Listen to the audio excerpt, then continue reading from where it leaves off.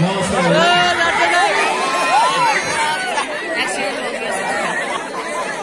उपस्थित हुने सम्पूर्ण आमा बुवा दिदी बहिनी साथीहरूलाई नमस्कार। राम्रो राम्रो बहिनीहरूलाई आई लभ यू भनेको त्यहाँ अगाडि बस्ने बहिनी त फोन नम्बर माग्न थालिन।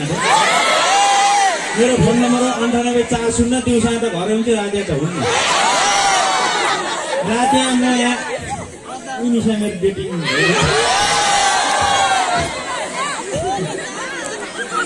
कति राम्रो गल्लो मिलाइदिनु।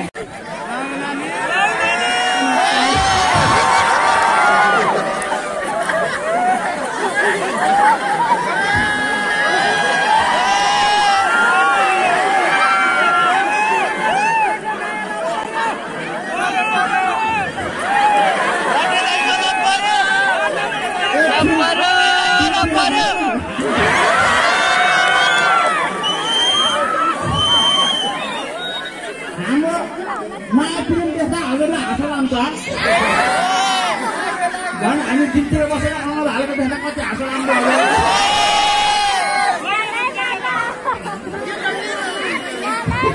कति राम्रो नक्कली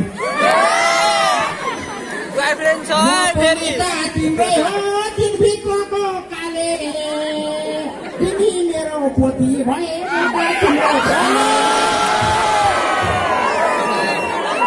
तिम्रो भाइ मेरो फेरि 1 नम्बरी साले यसले नकलले फुटेको टाला हो। आजको माइपुरी देख्ने टाला नि I love you।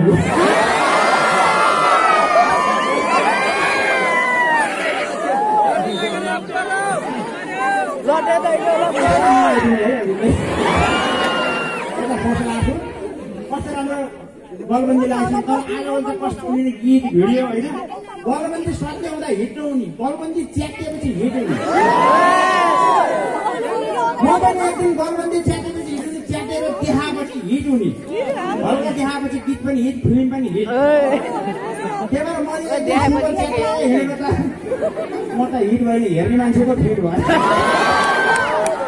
बलबन्दी च्यातेपछि ए नगीताको चलचित्रको कुरा खोल आफ्नै घरभित्रको सुबल च्याती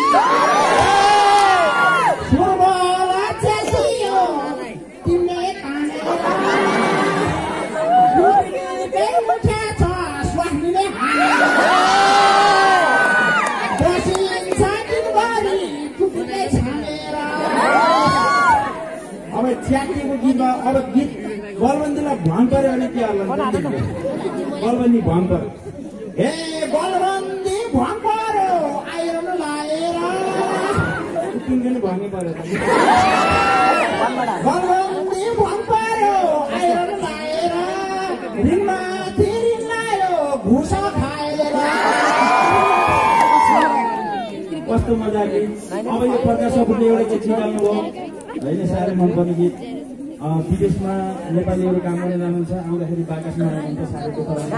एउटा जोडिया बुढो स्वर्गको बाटो अप्ठ्यारो होला कसरी जवानी एक बोतल रौसी साथै लैजाऊ तीर्थमा छाउला। ए मुन्छेको खोल्नु बोतल पुग्दैन सबैलाई। भित्र आइसकेर चाबी बाइकको चाबी तिम्रो लहस भन्ने झ्याम फाल्ने दबाई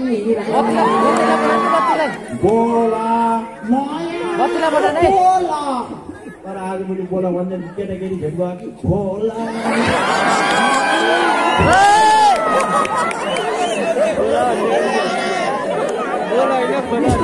केटाकेटी भेट भयो आज अचम्मै।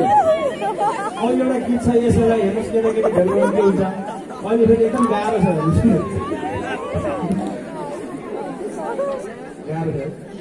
गाह्रो छ अहिले हजुर सजिलो तरिका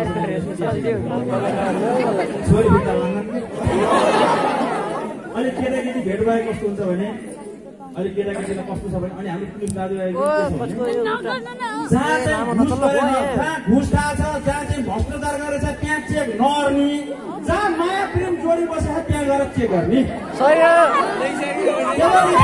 बन्दाउनुपर्छ चेक गर्न भने घुस खाएर चेक गर भ्रष्टाचार गरेर चेक गर माया प्रेम गरेर जोडीहरू बसेर चेक नगर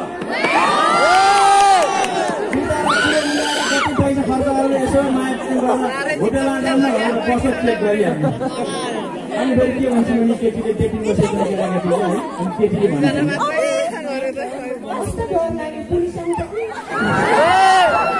अनि केटाले भन्छ ए यो पोखरा बजारमा दिनभन्दा राम्री कोही पनि देखिन भुक भई बस आउँदैन पुलिस हुँदैन चेकिङ होला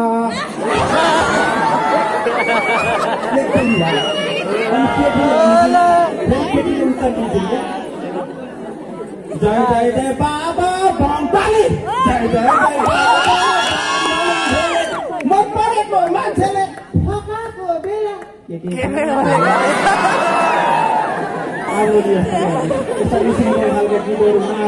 राम्रो सबैको सन्देश भन्दै म पनि फिर्ता माग्न चाहन्छु सबै राम्रोसँग पढ्नु होला घरबाट खर्च ल्याउनु सर्वे गर्नु होला है सबैलाई नमस्कार नमस्कार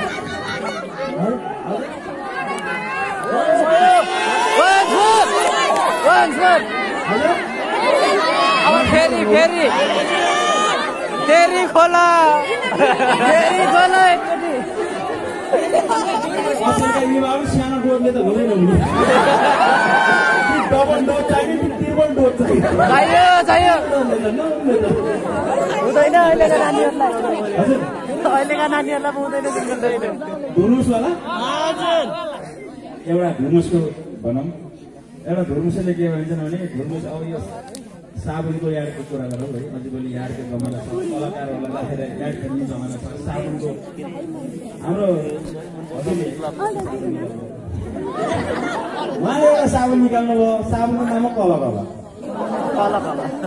साबुनको नाम कला अनि मलाई डाइरेक्सन गरिदिनु भन्नुभयो अनि कला राख्ने चाहिँ भनेको धुर्मुसलाई राख्ने भन्नुभयो कि ल नि त काठमाडौँबाट धुर्मुस ल्याउनु मेरो बुढो मान्छे ल्याउनु भने अनि कालीखोलामा सुटिङ गर्न गयो अनि उहाँ पनि छेउमा आउनु म त्यहाँ धुर्मुसी उता अब साबुनको याडमा कपडा खोल्ने बाटो मात्रै छ क्या साबुनको याडमा पनिसहरू देखाउनु पर्यो अनि जाइरहेको थिएन उता पनि धुर्मुसी यतापट्टि उहाँ पनि म थिएँ अनि चट्टमा डाइरेक्सन क्यामेरासँग सब रेडी धुर्मुसी उता कपडा खोलेर रेडी अनि मैले भने गुरु तपाईँले के डाइरेक्ट बोल्नुपर्छ भने यो हो साबुन कल कल जिउमा तल तल पखला खल खल भनेर डाइरेक्ट भयो भने धुर्मुसी उताउनु म एकदम रानी छु एकदम खतराहरू जान यो भन्दिया छु डाइरेक्ट रेडी के भन्ने अरे भन्नु त यो साबुन कला कला पखला खला खला जिउमा तल तल मोएपछि ज्यानै हुन्छ थालो मलाई भनेर भन्ने पनि अहिले हामी फिल्ममा पनि अनि मैले भने धुर्मुस गुरु रेडी रेडी भने तपाईँ भन्नुपर्छ छेउमा आएर उठेर यो साबुन कला कला भन्नुपर्छ ल एक्सन भने उहाँ ड्याङ डाइ भन्नुपर्छ कलमा पौडिनु छेउमा आएर हो त टाउको निकालेर ज्यानै डाइरेक्ट बोल्न पनि तर पानीमा पानी गरेर प्लाका टाउको निकालेर मैले भने कटकट माथि आएर डाइरेक्ट भन्नु माथि आएर डाइरेक्ट कट के आउनुभयो गुरु तपाईँले झन् माथि आएर यो साबुन कल कल जिउमा तल तल पखला खला खला भनेर डाइरेक्ट भन्नु कि पानीमा के हो उहाँले भन्नुभयो कसरी बाहिर आम्दानी भाउ मेरो जाने साने खोलाले गयो